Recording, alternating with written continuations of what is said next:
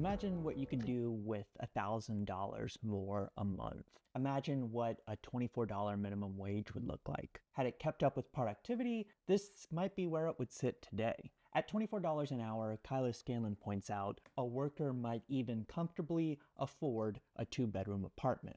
Last time I used Scanlon's book to explore how money, the economy, and value are related. Today, I want to explore how America values its workers. Now, the first thing I hear someone say to this is, you don't get paid based on how hard you work, you get paid based on how smart you work. And if you're trying to mow lawns with scissors, this is resoundingly true. But there's a large segment of America making less than $24 an hour. Much less.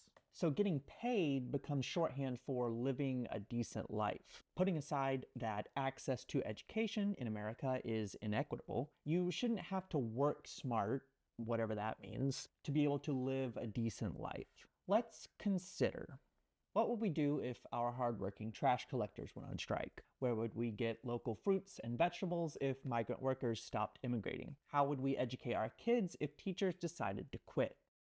Ayn Rand might say to this, you're elevating mediocrity. And maybe Rand spoke a truth here, pointing to a progressive tendency to romanticize the poor. Romanticization is just another form of stigmatization, othering a group of people and labeling them as different. Rand, in her response to this, went wrong by saying, we should romanticize the indomitable individualist spirit. She failed to recognize the collective value of people in a democracy working to ensure no one gets left behind. Anyways, another argument I can hear against valuing workers more is if we raise the minimum wage, companies will find cheaper labor. But according to research from the 90s and early aughts, this isn't necessarily the case. More importantly, it's a narrative based on what are perceived to be immutable economic laws. Here's another one. Once again, this is a commonly touted economic narrative, but not one that holds water. If companies decide they're going to raise prices, especially if they have a monopoly or large market share, they'll find a reason. Not paying workers more won't prevent inflation. These statements become widely expressed economic narratives, preventing any attempt to reduce inequality. They come with the sentiment, your heart's in the right place, but that's just not how the world works. They attribute a natural order to society and accept the inequitable status quo. Maybe the cost of some things do go up, but arguably this reveals our reliance on certain goods and services are subsidized by the livelihood of the workers who make it happen. Not to mention, living wages bring many benefits to a community in the long run. Poverty is a major factor for higher rates of preventable illnesses and lower rates of academic achievement.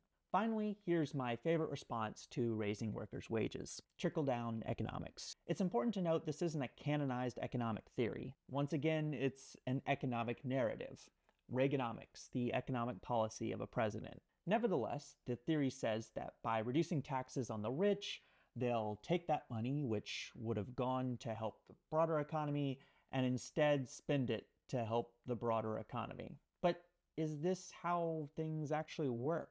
Not really, because reducing taxes on the rich doesn't necessarily funnel money into the larger economy. The rich aren't going to spend their money on community services that benefit everyone. They'll invest it in what they've been told gets the greatest rate of return: companies with high stock values. Likewise, these companies prioritize their stakeholders, the rich who own their stock. So instead of trickle down, we actually get trickle up. Cutting taxes on the rich helps them make other rich people richer. And when a rich person dies, they pass their money down to their kids. And so money, power, remains in the family. But most of us don't know what that's like. Instead, we have images like what Scanlon talks of, seared into our collective childhood memories. In the last part of In This Economy, Scanlon talks about what we've learned about work since the pandemic. The pandemic laid bare for many society's growing inequalities. It physically alienated us from one another, further eroding the already tenuous trust between people. Trust is the grease for our shared goals. And at the same time, influencers began selling that old Randian individualism, rather than highlighting our need for increased cooperation. Conspiracists banked on doomerism to spread misinformation and build their own credibility. As Scanlon says, the marginal cost of plausible bullshit is effectively zero. What did this mean for work? Work became its own institution, the thing you have to do just to survive.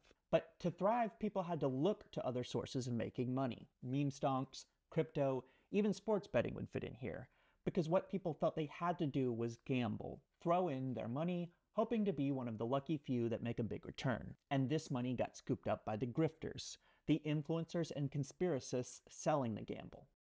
Now it's 2026, and we all seem to be wondering, where do we go from here? Scanlon says our collective hope in policy is pretty broken. Many see legislation as just a means towards a political campaign. Doomerism and cynicism are the sentiments of the day. Scanlon quotes Maria Popova in her 2016 commencement address at the University of Pennsylvania, saying, "We need not blind optimism, but hope bolstered by critical thinking that is clear-headed in identifying what is lacking, then envisions ways to create it and endeavors to do that." This comes down to our attention. There's power in what we pay attention to. Just look at how big advertising is. We have whole educational services that 30 years ago would have been unimaginable. And so this brings us back to policy. Policy is hard because it's complex. You can't just vote once every 4 years and be satisfied with the results. People are goofy. As Scanlon repeatedly says, it's vibes. Existence is hard, and a lot of economic theory doesn't capture that because, well, why should it? And because things are complex, there's never just one problem or solution to all this. But one thing's for sure, our problems are best solved by democratically working together, and that means supporting and including all workers.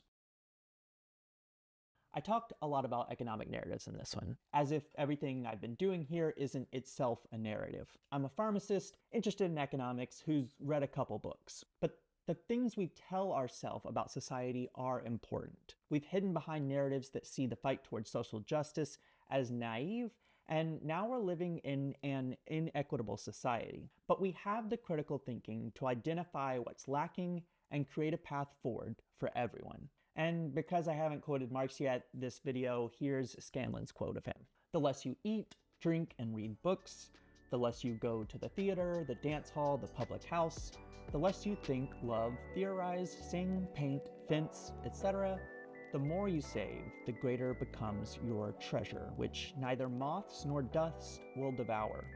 Your capital. The less you are, the more you have.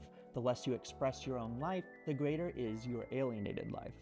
The greater is the store of your estranged being."